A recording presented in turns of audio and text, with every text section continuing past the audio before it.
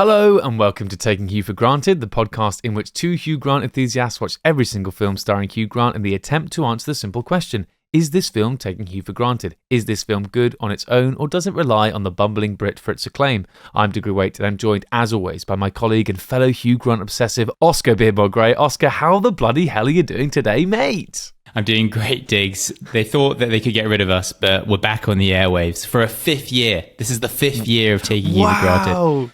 Wow, 5 years of Taking Hugh for Granted. That is actually crazy. We're not fucking leaving.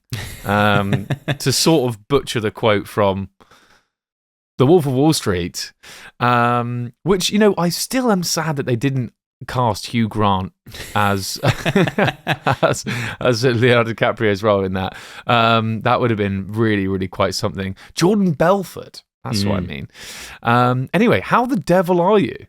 I'm doing well, Diggs. I'm doing very well. Yeah, it's been a few weeks now since we finished our epic ranking of all Hugh Grant films, and yeah, the hiatus has felt a little odd, but at the same time, like I feel like I've felt a sense of fullness from completing that mission. I don't know about you. How have you felt over the last few weeks?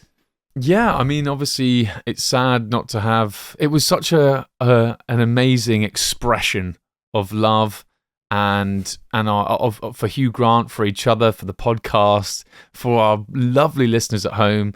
I mean, the tens of you out there, it really is great to to connect with you guys. But honestly, like the feedback on it that we've got was so nice, and it was so great, and it really felt like it's understandable that it felt like the ending of something. But the problem is, Hugh Grant is still making movies. He's still out there. I've actually got a quote from him here relating to Wonka that says, it's very confusing. With CGI now, you can't tell what's going on. I slightly hate making films now, but I have lots of children and need money. So the good news is he's going to keep gracing our screens for a long while to come. So yeah, hopefully more films to watch.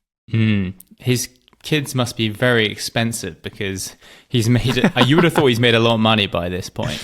But just to go back to that point about the feedback that we received after making the ranking, I mean, it was nothing but positive, and it did feel really nice to have completed the ranking and have so many people reach out, fans from all over the world, people who've been with us all the way. So thank you to everyone who listened. We did have a few trolls, which means we must have done something right as well. Exactly. People who listen to the podcast might not have realized that we actually put that ranking on YouTube. And I feel like YouTube is a bit more of a, it's a bit of a graveyard for people like us. I feel like weird YouTubers. Yeah, we had one comment on one of our previous episodes, One Red-Nosed Day in a Wedding, where someone just said misleading and pointless, which I thought was pretty... Oh, wait, misleading? Yeah. I don't think that person got the point of the podcast. Like, no. Like, and why they've gone to that particular episode, I have no idea. But yeah, the rest of the comments are great, and there were so many people being like, this is the nichest thing ever, and yeah, it is. It is. It does not get more niche than this. Yeah, I absolutely love it. But it's this niche that keeps on giving. Like I say, more and more Hugh Grant films, like the one we're talking about today, which regular listeners of the podcast will know that Oscar, you live in Canada, I live in London, England, where I'm constantly on the lookout for Hugh Grant. But we were reunited over Christmas. Back in the same place, I was just one cinema seat away from you, and we watched this film together. I think there's just something special when we get together to watch a Hugh Grant film. There's just a magic in the air, and I think that I don't want to give too many spoilers away for how we're going to review this film, but I just think it's not possible for me to dislike a Hugh Grant film when I'm sat next to you. It's like it was like The Lady and the Highwayman, that like TV movie we watched when we watched that together. Like that, I thought was amazing, and like I say, I really thought Wonka was really good. But we'll get into that. But it was good to hang out again. It was great, Diggs. I think the last time we watched a Hugh Grant film together in the cinema, we've only done it once, and that was for The Gentleman, and that was also a cracker. So maybe our opinions are skewed by the fact that we watched it together. Because Exactly. The Lady and the Highwayman came in our top 10 of all Hugh Grant films ever, which maybe that one is a little controversial. So, but yeah, it was fantastic to be in the cinema with you. We went to see it at the Tottenham Court Road Odeon in central London. I nearly missed the start, but I got there right at the moment where Timothée Chalamet is on his little boat singing. So we managed to get in just in time, and it was great, wasn't it? It was great. Really, really good. Yeah. So I guess then, I mean, we should, I imagine, waste no more time in hearing a little synopsis from Synopsis Simon for the people that don't know the plot of Wonka, because it might be different from the one that you think it is. It's not quite Charlie and the Chocolate Factory, and then let's chat about the film after that. Wonka, directed by Paul King and released in 2023. With dreams of opening a shop in a city renowned for its chocolate, a young and poor Willy Wonka discovers that the industry is run by a cartel of greedy chocolatiers. If that wasn't bad enough, he must also work out how to contend with his stalker, a small orange man played by Hugh Grant. Wonderful stuff from Synopsis Simon there. Absolutely fantastic. Well, we're back, Oscar. So let's maybe park conversations about the film as a whole and maybe, Willy Wonka and stuff, because obviously we'll get to all that. But the people are here. They want to hear about Hugh Grant. And they want to hear about the Oompa Loompa. What were your thoughts on Hugh Grant in the film? Well, I think there was a certain amount of trepidation when, firstly, this film was announced, and we found out that he was going to be Oompa Loompa. Yeah. Certainly, leading up to the release, and then in the cinema, I was still heart was pounding a little bit for Hugh, because I was like, this is rogue. This is very rogue.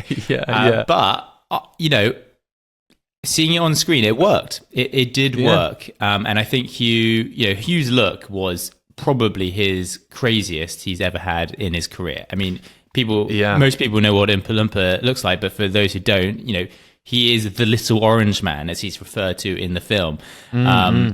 He is fully orange. He has green hair. He has white eyebrows.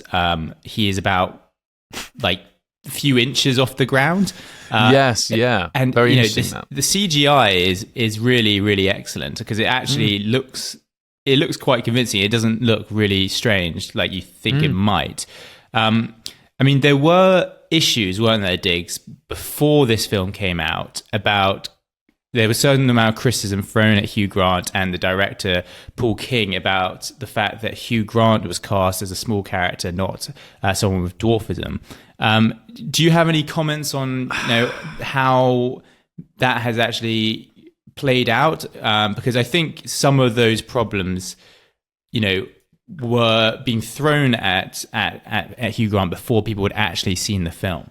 Yeah, I mean, I really do think it's funny. I got texts from people being like, "Oh, have you heard Hugh Grant's cancelled?" And some people who genuinely were really quite annoyed about it.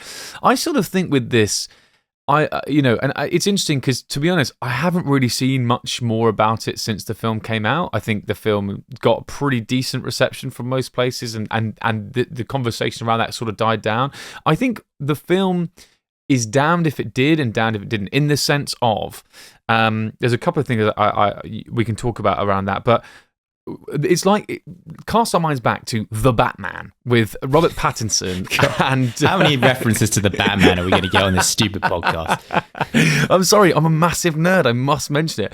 But Robert Pattinson's Batman, they were talking about how they wanted to reimagine Batman, this, that and the other, and they were sort of thinking that for this iteration of the Batman, they didn't want to have the Batmobile.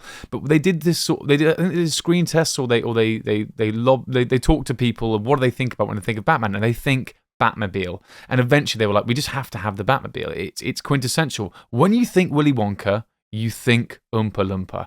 I sort of feel like, obviously you think of chocolates, this, that, and the other, but what is something that you could look at it and go, bang, that's Willy Wonka. If you look at a chocolate, you don't think Willy Wonka. If you look at Oompa Loompa, you think Willy Wonka. If you look at the Batmobile, you think Batman. You sort of need it in the film. If they had done this film and cast a small person in the role, people would be going, this whole Oompa Loompa stuff is outdated, mate. This is really bad. Can a small person get a role around here that isn't an Oompa Loompa or a dwarf or an elf in a fantasy film? Like, people would say it was outdated. However, when they do what they did in this film, which was a sort of reimagining of the Oompa Loompa in this film, like you said before, is a few inches tall. They're not a small person. They're not a fully sized human. They are tiny. Like Hugh Grant's character is tiny in this film, and so they've sort of made a whole new sort of character under the name, and I think that way it should hopefully get around that thing. But I can understand people coming from both sides, but I sort of feel like they are damned if they do, damned if they don't. And to the point, like I said before, you sort of need Oompa Loompas in Willy Wonka. I think people would feel hard done by if they weren't in there. And this retelling was funny. I mean, he's so posh and weird. It's Hugh Grant as an Oompa Loompa. Come on, guys. That was worth the ticket alone. So, it's good fun. It definitely was. And I think that's a really good point you make, Diggs, about this sort of reimagining of the Oompa Loompa. And, this whole film is a reimagining of what Willy Wonka is. We'll get on to Timothée Chalamet, but that character has been completely transformed. And I think it works with the Oompa Loompa because, not to make it's kind of a joke when you say this out loud, but the Oompa Loompa has a bit of agency, whereas in previous iterations of Charlie and the Chocolate Factory, the Oompa Loompa was just this kind of weird character who couldn't really sort of talk but didn't talk, but it was just like a very strange alien character, whereas this Oompa Loompa has some personality. He has feelings, emotions, and Hugh Grant conveys that really well. So I think that the agency given to the Oompa Loompa and his own little storyline that we get to see play out actually really adds to the story. And like you say, Hugh Grant playing this this posh bumbling Oompa Loompa is pretty hilarious. And like the way that he does his little dance and he says, I can't stop now, I'm dancing. Is pretty funny. I just wanted to also chat about how they actually made this happen, because Hugh has said basically that he really did enjoy filming this film because he had to be like put in a suit, and I'm not quite sure exactly how they made it work, but he said it was extremely uncomfortable. And obviously, it's just kind of like his face. They do his like arms and stuff and make him small. But what do you make of that? Well, I think the whole with this, it's this sort of like motion capture technology where they stick things to your face, but also I think they have cameras sort of attached to you, constantly filming your facial movements and expressions, so that then, and with the stuff stuck on your face, they can then CGI your face. And the thing is, like you said at the beginning, it really works. Like in the film, you look at this. Obviously, you can very clearly tell it's CGI, but you look at it and go, that works. I'm going to mention another superhero film. I'm so sorry, but in Captain America, Chris Evans' character, Captain America, I think it's Chris Evans, is absolutely stacked. Like he's a big actor in real life, but at the beginning of this film, before he becomes Captain America, they have to make him this skinny little guy to show the transformation, and they try and do a similar motion capture with his face, and they sort of superimpose his face onto a body double who's this skinny guy. It looks so weird because his face is like doesn't fit the face, and it's like moving around loads and doesn't really work. With Hugh Grant in this, it really does work. However, like he said, it was really uncomfortable. He said it was like a crown of thorns, very uncomfortable. I made a big fuss about it. I couldn't have hated the whole thing more. And whether or not he actually did hate it is another thing entirely, because he now has this persona on every red carpet, every sofa of a chat show, where he basically just plays the grumpy guy, says that plays a pervert in every film, and you're like, Hugh, please rein it in, mate, because this podcast, if you get cancelled, it's over. Yeah, oh my God, it's so bad.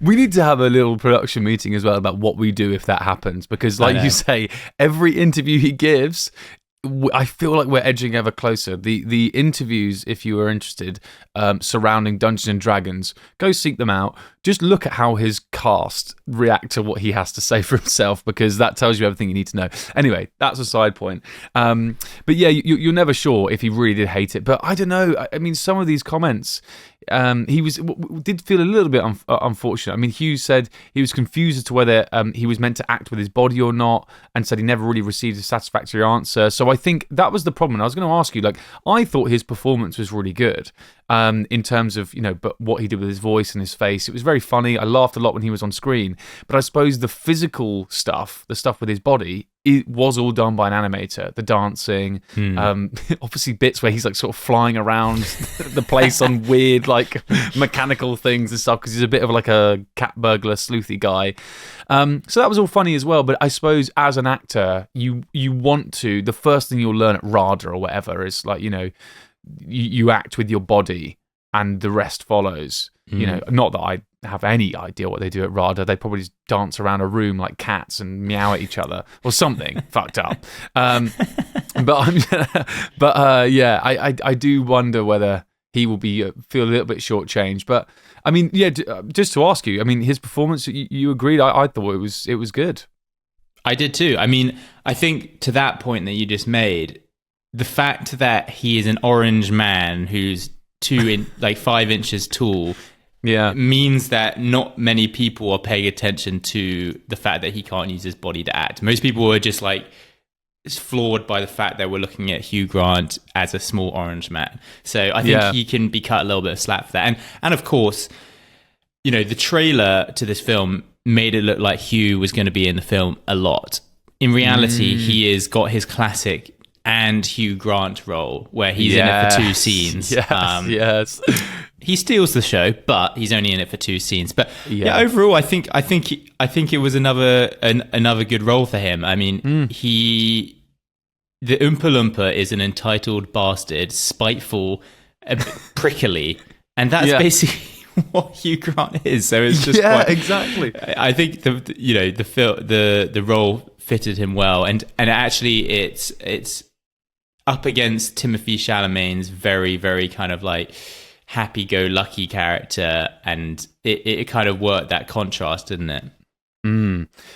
Well, now you mention Timothée Chalamet's character, I'll be very interested to hear your thoughts on this, because obviously the film is called Wonka. This is what it all rests on. And if you weren't aware already, the film is not Charlie and the Chocolate Factory. This is a sort of prequel to that, or a telling of the origins of Willy Wonka.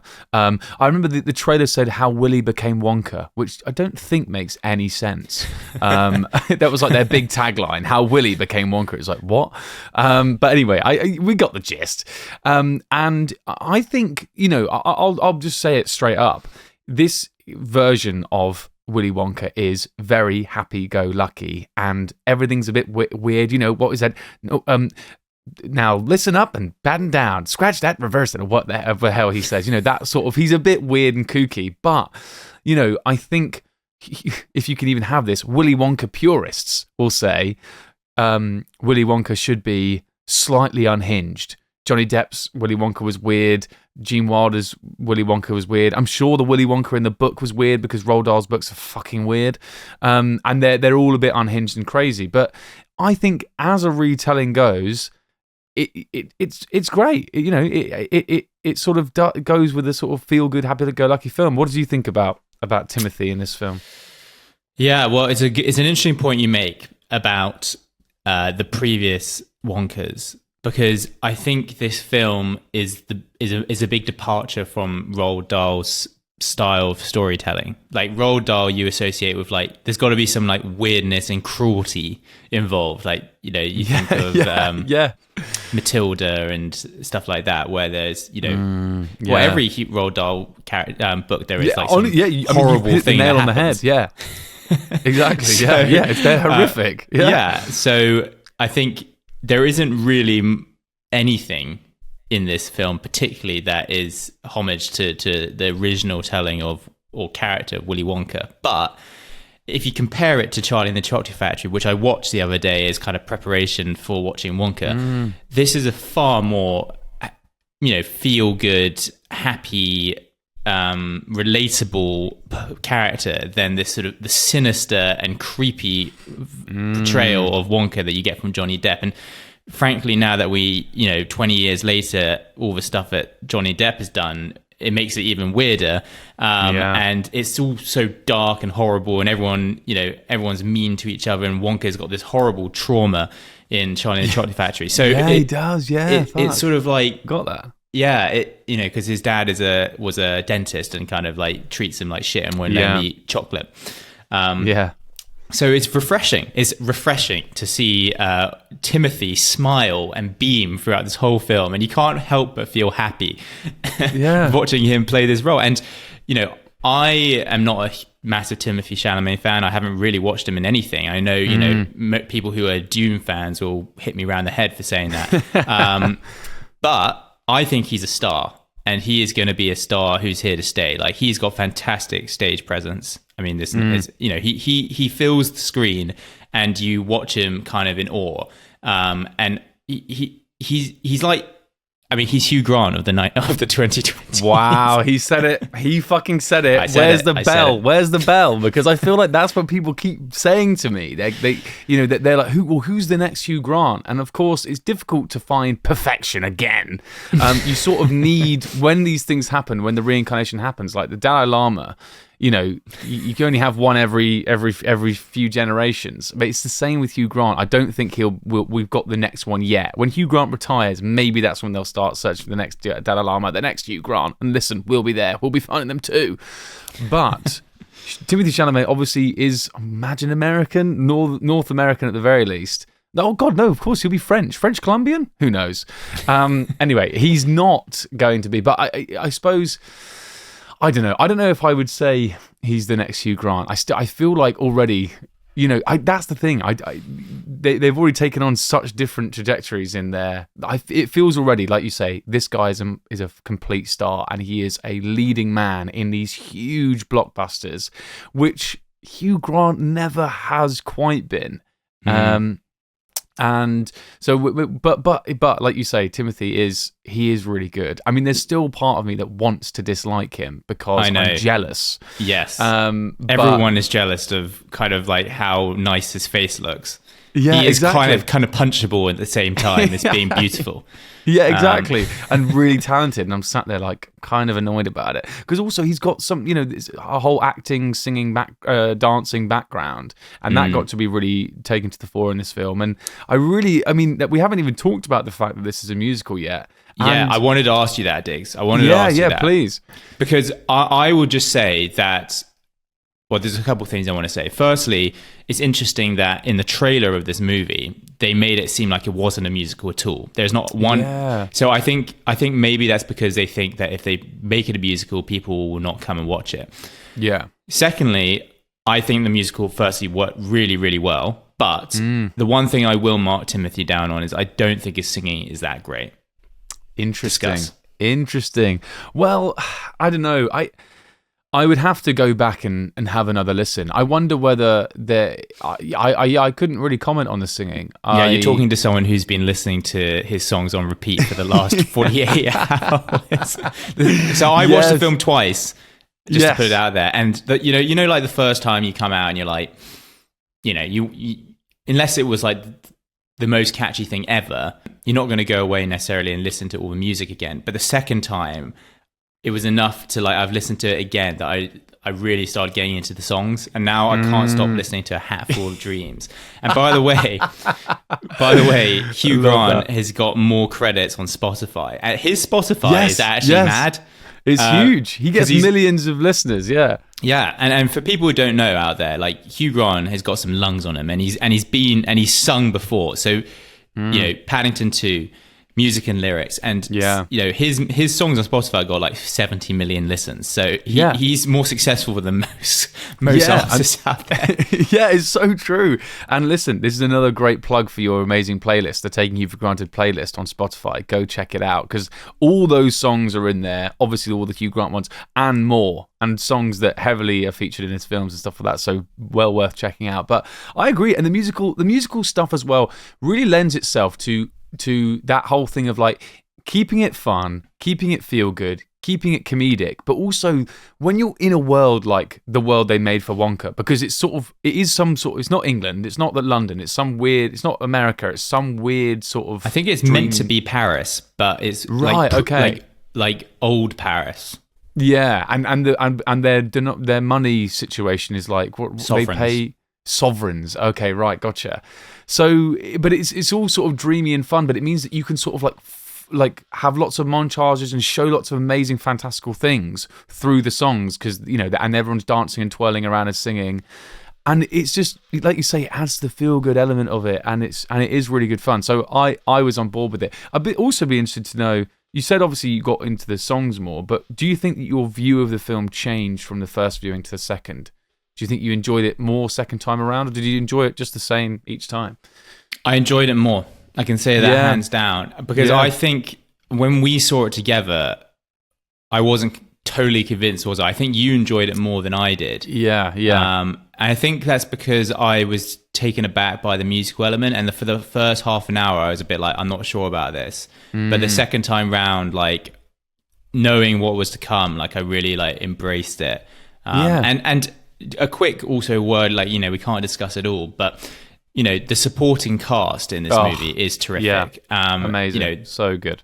As many people already know, directed by Paul King, who was the director of Paddington. He hasn't done a whole lot of stuff, so this is kind of like he's probably been working on this film for many years. And obviously in Paddington 2, there are people like Sally Hawkins and Paul Bonneville and all the rest of these other like British greats who are reincarnated in Wonka. And quick shout out to the villains, the chocolate cartel, who I thought in particular were fantastic. And Patterson Joseph is a favourite of Diggory and I's, who plays I can't remember what his name Johnson.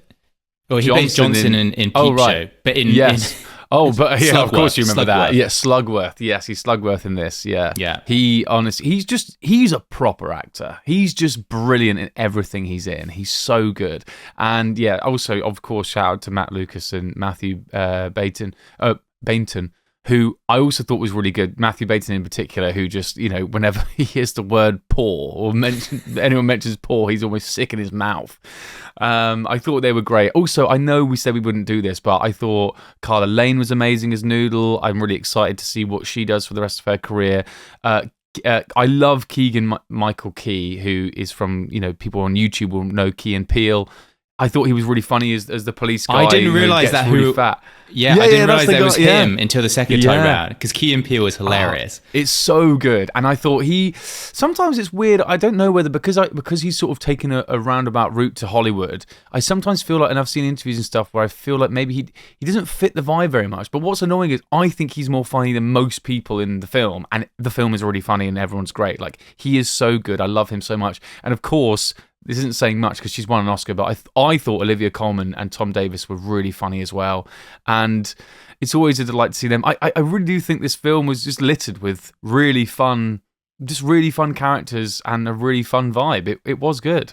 I know you're not being disingenuous there, Diggs, because we watched a kind of mid-afternoon screening of this, and Diggs was like laughing so much at the cinema. He was that guy who people were like looking around at being like, who the fuck is that bloke who's laughing? What a weirdo. Yeah. Oh, God. Like, almost to the point that I think people thought that you might have been like sarcastically laughing. I loved it. I don't know what to say. Like, I just found it really, really, really funny. And like you say, I remember that cinema was bad because there was just moments of everyone else was silent and the only noise you could hear was me laughing at the back of the cinema. But I'm glad you said that, because I feel like people will see Wonka coming up, and people, regular listeners of the podcast, will go, "Fucking hell, Diggory's going to rip this to shreds," because that's my usual thing. I'm usually like really annoyed, but I don't know. I mean, we talk about this a lot as well. I was with you, watching a film with you, which I was really excited about. I was a little bit tired that day, though, but oddly that put me in a sort of cuddly, fun mood.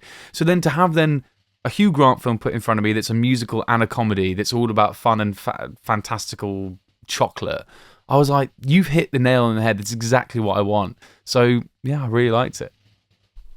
Perfect, Diggs. Well, I think on that note, we should round it up and see whether we are taking Hugh for granted. Let's do it. Taking Hugh for granted. Taking he for granted. Taking he for granted. What did you think, lads? Were they taking he for granted? Oscar Beardmore Grey. Wow. We're back again for another Hugh Grant classic. Wonka. Are we taking Hugh for granted? It will come to no surprise that we are not taking Hugh for granted here. This is another great Hugh Grant film. I think that if we were to put Wonka in our overall ranking, which sadly, maybe we will have to find a way of slipping it in somehow. I was going to ask you how you'd rank it in there, and maybe we can work it out. But so, do go on. Okay, I'll carry on and just say that we're not taking Hugh for granted. Hugh expands his repertoire. He's funny. He's charming. He acts it up with one of the biggest Hollywood stars in Timothée Chalamet and wipes the floor of it. Yes. Yeah. His singing is brilliant. The film itself is marvelous. It's family fun. It's stick it on with your grandma. It's watch it in 10 years and still be brilliant. It's going to be a West End musical. Yes. It's going to have a legacy. It's going to have a legacy, this film. I'm telling you right now. And it's brilliant. I think that we'll look back at this film fondly for many years to come. So we are not taking Hugh for granted. I love that. I absolutely love that. I will concur. If we are parking things from his perspective, it does sound like for this film, he thinks he was maybe taken for granted slightly in the way it was filmed and the acting and stuff. And like we say, he wasn't in it that much. But all that to one side, this film, I think, is not taking you for granted. Like I say, I really enjoyed it. I thought it was good family fun. And I, for once, have taken my bloody film hat off. And even with it on, it's good. I like it for what it is, guys. We've got to take it for what it is. And it's just a good piece of fun, and it's one of those things that pulls at your little heartstrings, especially when he sings Pure Imagination at the end. Love all that fan service. Which you can listen to in a world of imagination on the Taking You for Granted playlist, and Oscar singing it right now. So hang on, let's do this then, because if we were to rank it in our thing, our ranking system, of course, when we ranked the 50, was out of 20, split into four rankings of out of 5. God, I've really butchered that. So how good was Hugh in the film? I would say, don't know. I would say either 3 or 4 out of 5. You can't give him 5 because of the no body. I think I'll give him 4. Yeah, let's go 4. How much was Hugh in the film? 3, 2. Yeah, 3 or 2. 2.5. Let's put 2.5. How sexy was Hugh?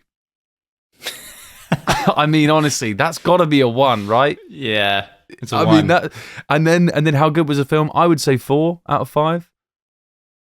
Are you going 4.5? 4.5. 4.5. I love that. Okay, I can't do the math, but I think that's the problem 7, is 8 add 4. I think it's 12. It's not getting that high up. No. I'm afraid. I don't think that makes the top 20, which is shocking.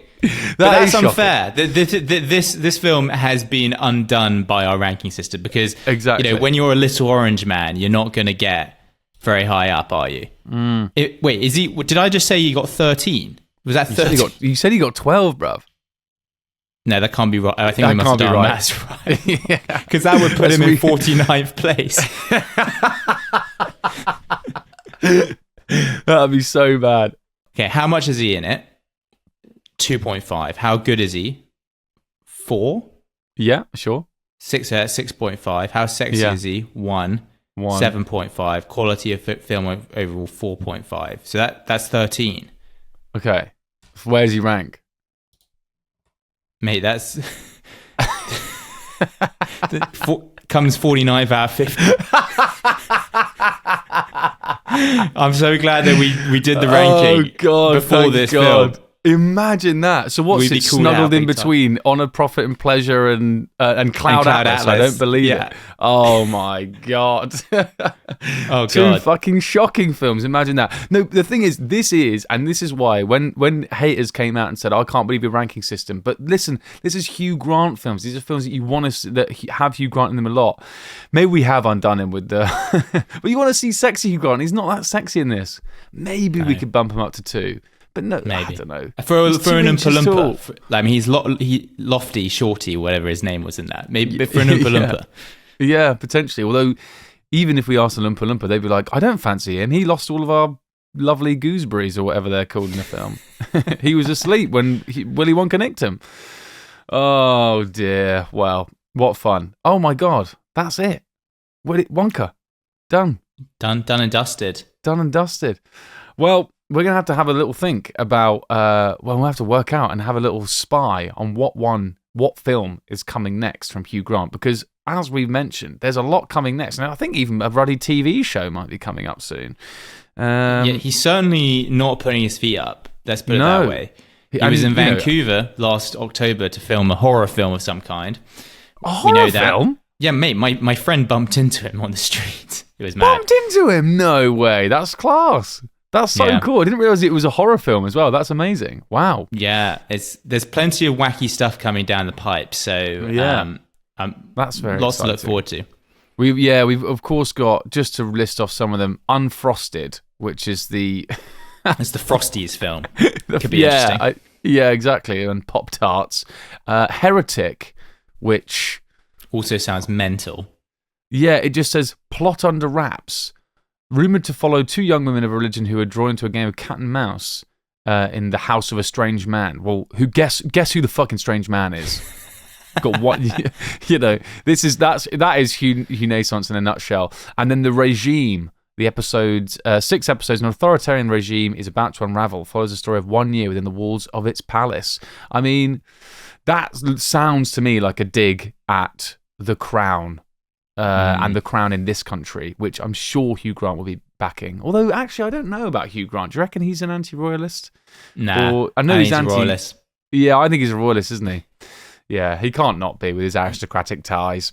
I know, exactly. Wonderful. Well, we will see you then for when those come out. Please do subscribe. Follow us on all the social medias. You can find us if you look up Taking You for Granted. And we'll see you then. Thanks so much, everyone. Thanks, everyone. Bye. Bye.